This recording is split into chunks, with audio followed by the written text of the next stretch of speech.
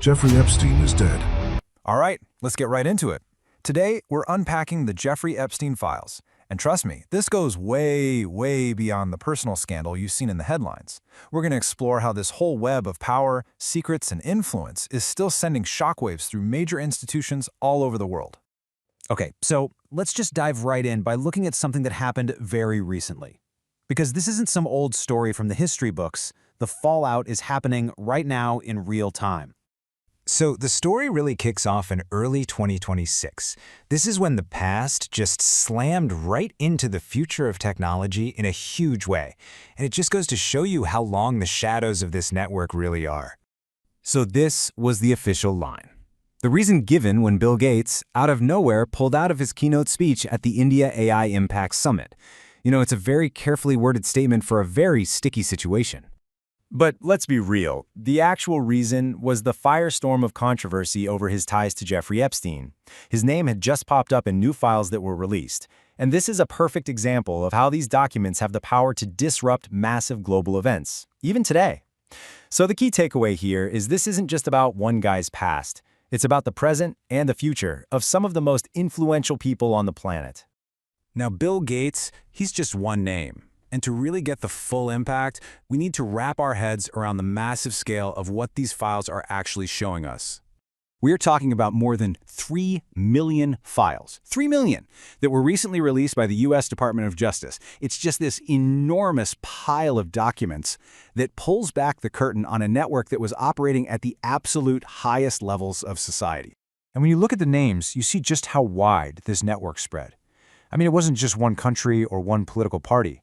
It crossed industries, it crossed ideologies, it crossed international borders, connecting the absolute tippy-top of power and influence.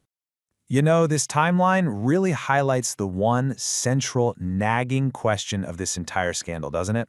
How on earth did a convicted sex offender not only keep his access, but actually rebuild his access to some of the most powerful people in the world? It's like the whole system of accountability just failed. And this question, well, it leads us to a much darker, much more troubling way of looking at this whole network. One that some sources suggest goes beyond just influence and into the world of international espionage.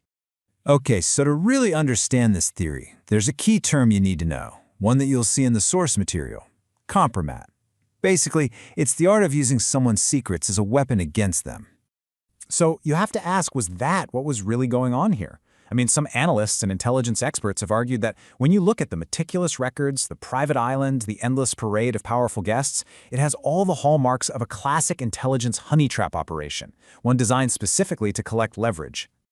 Now, we need to be really clear here. This is a highly speculative theory, but it's a prominent one. It points to the connection between Ghislaine Maxwell's father and Israeli intelligence as a possible motive for the whole thing. The thinking goes, if you can compromise global leaders, you could gain a powerful, secret advantage on the world stage. So we're left with these two totally different ways of looking at the scandal. On one hand, you have the story of a predator's network, built just to enable horrific abuse. But on the other hand, you have the theory of a geopolitical weapon, built for blackmail and leverage. And the frustrating part is, the files have evidence that could point you in either direction. But you know, regardless of what the ultimate motive was, the fallout from these files has forced a really difficult and really necessary conversation about whether the powerful are ever truly held accountable.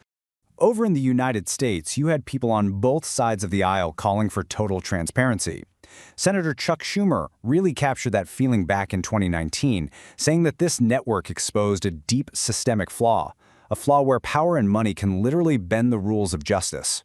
And that same feeling was echoed right across the Atlantic. Here you have the British Prime Minister, Keir Starmer, talking about the Prince Andrews settlement, and he's pointing out the massive damage done to public trust when it looks like the elite can just sidestep accountability. So at the end of the day, this is why this story is so much more than just a tabloid headline. The Epstein Files force us to stare at these huge, fundamental questions about our society, about power, about secrets, and about whether justice really is blind for everyone, no matter how rich or connected they are. And that, right there, is the ultimate paradox of this whole thing. We have millions of pages of documents. A shocking amount of information has come out. But maybe the biggest revelation of all is just how much we still don't know, and how the deepest corridors of power somehow remain shielded from the light. If you like this video, then like, share and subscribe to Mirror Now.